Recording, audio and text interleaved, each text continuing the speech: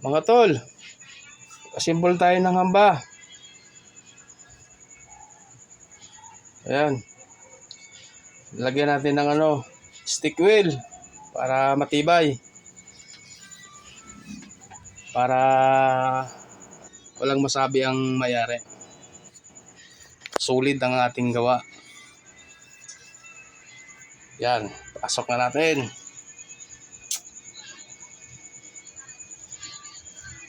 Siyempre, papakuha natin yan para lalong tumibay.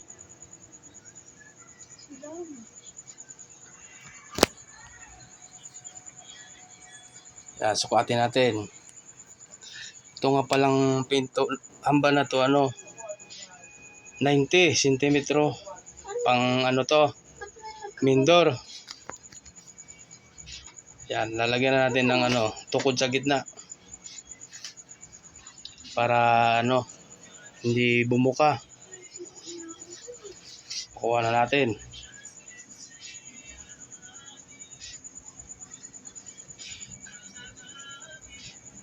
Yan.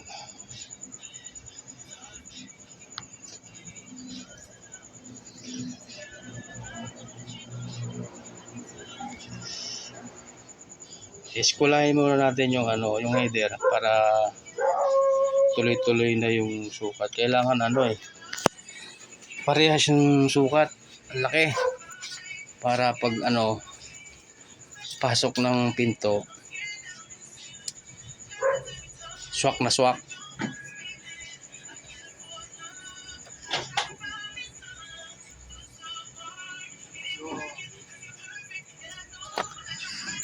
Mahirap din mag-assemble ito kasi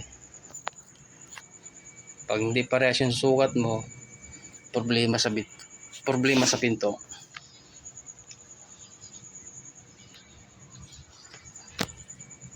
Yan, lalagyan na natin ng tapos natin lagyan ng tukod yung gitna.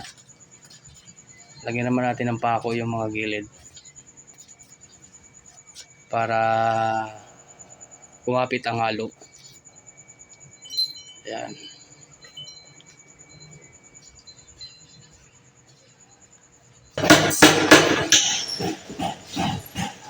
Yan, malapit na matapos to.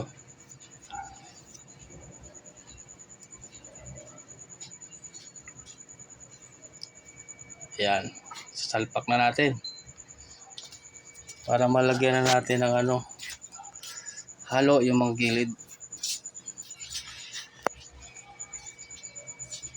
Yan, lagyan na natin ng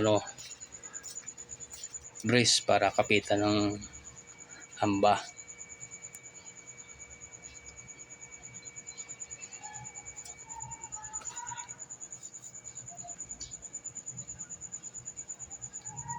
Yan.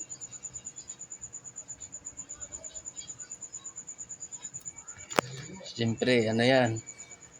Uhulugan pa natin yan. Alambre na lang yung panali natin. Kasi yung iba pako. Sa akin alambre lang.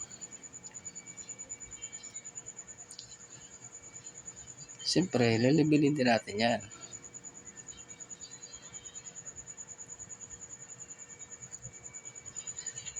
Kung parehas. Kailan nibilado. Para pag salpak ng pinto, ayos na ayos. Hulog.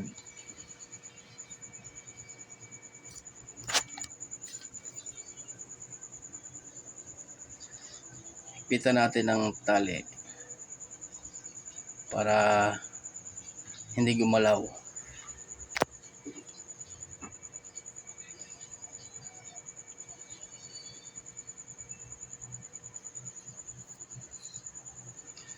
Hulog.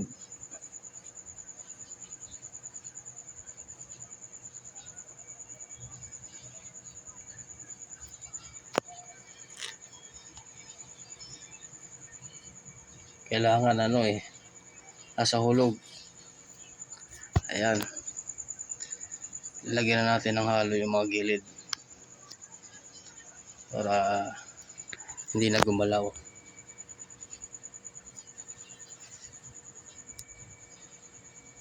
Yun, tigas yan bukas.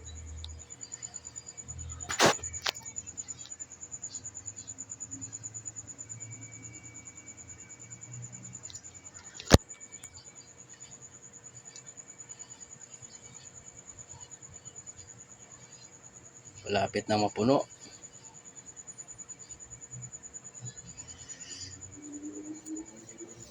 Lalagyan natin ng hollow blocks yung taas kasi malaki ang siwang eh.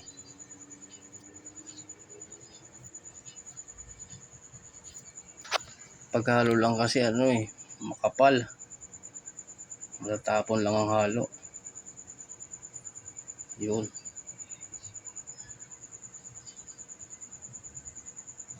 Pisnging ano yan, hollow blocks.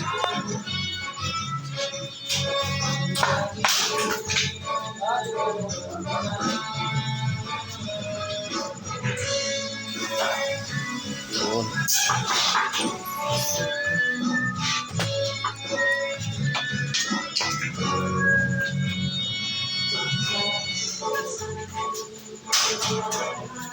Okay na.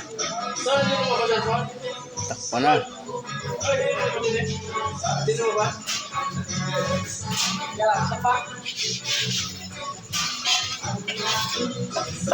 Tol. Hanggang dito lang muna. Oh, yan. Okay.